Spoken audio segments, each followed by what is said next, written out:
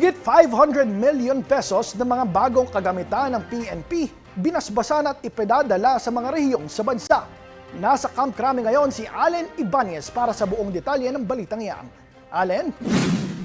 Mas pinalakas pa ng Philippine National Police ang kanilang puwersa sa paraan ng pagdaragdag ng mga bagong kagamitan na gagamitin sa kanilang pagtugis at pagsugpo sa mga krimen sa bansa.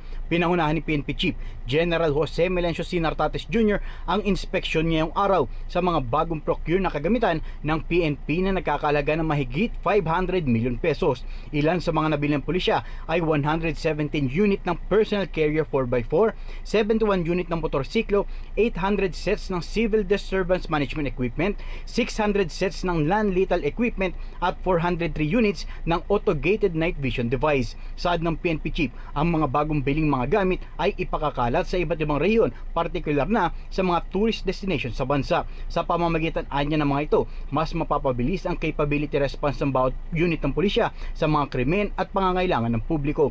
Bukod dito, may matatanggap din ang pambansang pulisya na karagdagang 700 na motorsiklo na galing naman sa budget ng DILG. Mula sa Camp Crame, ako si Allen Ibanez, nagulat. Maraming salamat sa iyo, Allen Ibanez.